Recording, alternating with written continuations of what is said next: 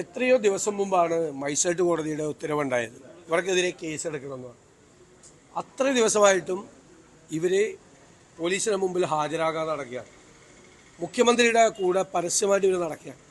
ഇത് നിയമവ്യവസ്ഥയെ വെല്ലുവിളിക്കുകയാണ്. രണ്ട് ഗൺമാന്മാർ മുഖ്യമന്ത്രിയുടെ ഇടത്തുഭാഗത്തും വലത്തുഭാഗത്തും നിന്നുകൊണ്ട് നമ്മുടെ നാട്ടിൽ നീതിന്യായം ഉറപ്പുവരുത്തേണ്ട മുഖ്യമന്ത്രിയുടെ ഇടതുഭാഗത്തും വലതുഭാഗത്തും നിന്ന് നീതിന്യായ സംവിധാനത്തെ ഈ രണ്ടുപേരും വെല്ലുവിളിക്കുകയാണ്. അവർ വരുമെന്ന് നോക്കാം. ഒരു കാരണവശാലും അവരെ ആരെയും വെറുതെ വിടില്ല. കാരണം അവർ ചെയ്ത ക്രൂരതയ്ക്കും നിയമവിരുദ്ധമായ നടപടികൾക്കും നിയമപരമായി ഞങ്ങൾ പോരാടും എന്ന് പറഞ്ഞാണ്. നിയമപരമായി അവരുടെ പുറകെ ഞങ്ങളുണ്ട്.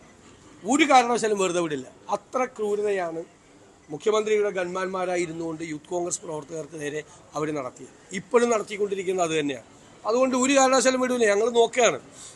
നീതിന്യായ വ്യവസ്ഥിതിയെ അട്ടിമറിക്കാൻ ശ്രമിച്ചാൽ ഞങ്ങൾ വീണ്ടും കോടതിയെ ഞങ്ങൾ സമീപിച്ച് വേണ്ട നടപടികൾ സ്വീകരിക്കുന്നത് സംശയമില്ല.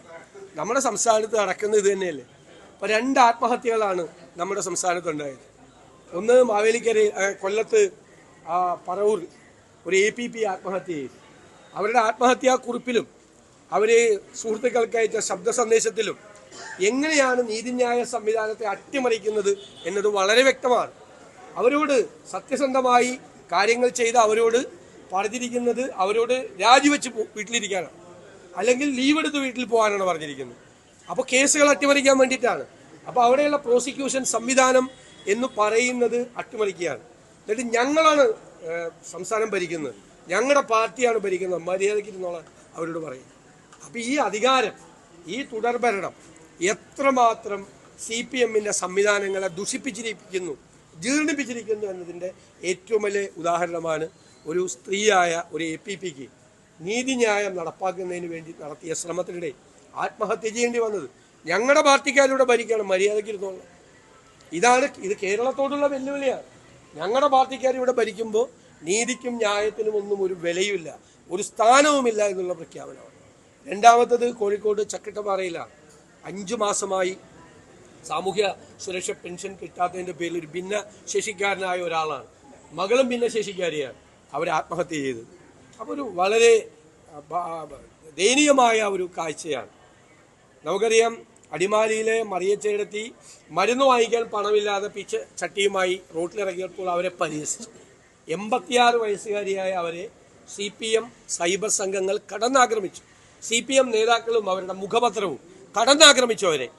ഇപ്പോഴോ ഈ ആത്മഹത്യ ചെയ്ത ഈ ഭിന്നശേഷിക്കാരനെയും അവർ ആക്രമിക്കാൻ പോവുകയാണ്. ഇത് കേരളത്തിലെ ലക്ഷക്കണക്കിന് മനുഷ്യർ പെൻഷൻ കിട്ടാതെ, ആനുകൂല്യങ്ങൾ കിട്ടാതെ, മരുന്ന് വാങ്ങിക്കാൻ പണമില്ലാതെ, ജീവിക്കാൻ നിവൃത്തിയില്ലാതെ കഷ്ടപ്പെടുകയാണ്. ഈ ദുരന്തമാണ് ഈ സർക്കാർ ജനങ്ങൾക്ക് സമ്മാനിച്ചിരിക്കുന്ന ദുരന്തമാണ്.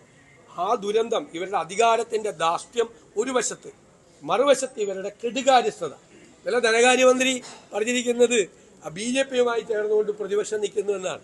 ഈ ധനകാര്യമന്ത്രി ഉൾപ്പെടെയുള്ള ഈ ഭരണകൂടമാണ് കേരളത്തെ ഈ വിധം നാനാവിധമാക്കി മാറ്റിയത്, കേരളത്തെ തകർത്ത് തരിപ്പണമാക്കിയത്. സാമൂഹ്യ സുരക്ഷാ പെൻഷൻ ഇല്ല, അതുപോലെ നമ്മുടെ സാമൂഹ്യക്ഷേമ പരിപാടികൾ മുഴുവൻ നിർത്തലാക്കപ്പെട്ടു, വികസന പദ്ധതികൾ മുഴുവൻ നിർത്തലാക്കപ്പെട്ടു. എല്ലാം സംസ്ഥാനത്ത് സ്തംഭിച്ചിരിക്കുന്ന അപകടകരമായ സ്ഥിതിയിലേക്ക് കാര്യങ്ങൾ പോവുകയാണ്. ഇവർ ഈ നവകേരള സദസ്സ് തുടങ്ങിയതിനു ശേഷം 4 കർഷകർ ആത്മഹത്യ ചെയ്തു. 4 നെൽകർഷകർക്ക് പണം കിട്ടുന്നില്ല, നെല്ലിന്റെ പണം കിട്ടിയിട്ടില്ല. എല്ലാ കാർഷിക മേഖലയിലും വലിയ ദുരന്തങ്ങളാണ് ഉണ്ടായിക്കൊണ്ടിരിക്കുന്നത്. കാർഷിക മേഖല മുഴുവൻ വലിയ കടുത്ത പ്രതിസന്ധിയെ നേരിടുകയാണ്. എത്ര കർഷകർ ആത്മഹത്യ ചെയ്തു? വനാതിർത്തികളിൽ വന്യമൃഗങ്ങളുമായി ഏറ്റുമുട്ടുകയാണ് മനുഷ്യൻ, കൃഷിക്കാർ. അവിടെ നോക്കാൻ, അവരെ സംരക്ഷിക്കാൻ, അവരെ ചേർത്ത് പിടിക്കാൻ ഒന്നും സർക്കാരില്ല. സർക്കാരിൻ്റെ ഒരു പ്രസൻസ് ഒരു സ്ഥലത്തും ഇല്ല. ദുർഭരണമാണ് നടക്കുന്നത്. ഗുഡ് ഗവേണൻസ്, സദ്ഭരണം നടക്കേണ്ട സ്ഥലത്ത് ദുർഭരണമാണ് സംസ്ഥാനത്ത് നടക്കുന്നത്. ഈ സർക്കാരിൻ്റെ മുഖമുദ്ര എന്ന് പറയുന്നത് ദുർഭരണമാണ്. ആ ദുർഭരണമാണ് ഈ ആത്മഹത്യകൾ ഉണ്ടാക്കി വെക്കുന്ന സംസ്ഥാനത്ത്. അധികാരം മറ്റുള്ളവരുടെ മീതെ അടിച്ചേൽപ്പിക്കാൻ ഒരു വശത്ത് ശ്രമിക്കുകയും പിൻവാതിൽ നിയമനങ്ങൾ നടത്തുകയും സ്വന്തം അണികൾക്ക് വേണ്ടി എന്തു വൃത്തികേടുകൾ കാണിക്കാൻ കൂട്ടുനിൽക്കുകയും ചെയ്യുന്ന സർക്കാർ. അതിൻ്റെ പരിണത ഫലമാണ് ഇന്നത്തെ ഈ 2 സംഭവങ്ങളും എന്ന് പ്രത്യേകം പരാമർശിക്കാൻ ഞാൻ ആഗ്രഹിക്കുന്നു. ഈ ചക്കിട്ടപ്പാറയിലെ ജോസഫിന്റെ ആത്മഹത്യയിൽ ഒരു തരത്തിലും ഒരു മന്ത്രി പോലും ഇതുവരെ പ്രതികരിച്ചില്ല എന്നുള്ളൊരു, അപ്പോൾ അദ്ദേഹം ഒരു കോൺഗ്രസ്സുകാരനാണ്, ഇതൊരു രാഷ്ട്രീയ നീക്കത്തിന് വേണ്ടിയിട്ടെന്നുള്ളതാണ് അവിടുത്തെ CPM പഞ്ചായത്ത് പ്രസിഡന്റ് പറയുന്നത്. കോൺഗ്രസ്സുകാരനായതുകൊണ്ട് സർക്കാരിനെ പ്രതിക്കൂട്ടിലാക്കാൻ അയാൾ ആത്മഹത്യ ചെയ്തു എന്നും കൂടി പറയാത്തത് നമ്മുടെ ഭാഗ്യം. ഈ സർക്കാരിനെ പ്രതിക്കൂട്ടിലാക്കാൻ വേണ്ടി ഒരു കോൺഗ്രസ്സുകാരൻ അതിനാണ് അദ്ദേഹം ആത്മഹത്യ ചെയ്തതെന്ന് കൂടി ഈ പഞ്ചായത്ത് പ്രസിഡന്റ് പറയാത്തത് നമ്മുടെ ഭാഗ്യം. നിയമസഭാ സമ്മേളനം അടുത്ത് തന്നെ തുടങ്ങാണ്. എന്തായിരിക്കും പ്രതിപക്ഷത്തിന്റെ നിയമസഭയിൽ ഞങ്ങൾ കഴിഞ്ഞ ഒരു മാസത്തിലധികമായി വിചാരണ സദസ്സുകൾ നടത്തിയാണ് എല്ലാ നിയോജക മണ്ഡലങ്ങളിലും. സർക്കാരിനെതിരായി ഉള്ള ഒരു കുറ്റപത്രം ഞങ്ങൾ ജനങ്ങളുടെ മുമ്പിൽ സമർപ്പിച്ചു കഴിഞ്ഞു. അത് ഏറ്റവും സമഗ്രമായി ഞങ്ങൾ നിയമസഭയിൽ കൊണ്ടുവരും. ഈ സർക്കാരിനെ തലനാരിഴ കീറി അവരുടെ നടപടികളെല്ലാം പരിശോധിച്ച് ഇവരുടെ പൊയ്മുഖം ജനങ്ങളുടെ മുന്നിൽ തുറന്നു കാട്ടും.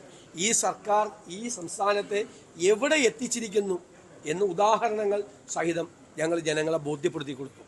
അതിൽ നിയമസഭയിൽ കിട്ടുന്ന മുഴുവൻ അവസരങ്ങളും ഞങ്ങൾ പ്രയോജനപ്പെടുത്തും.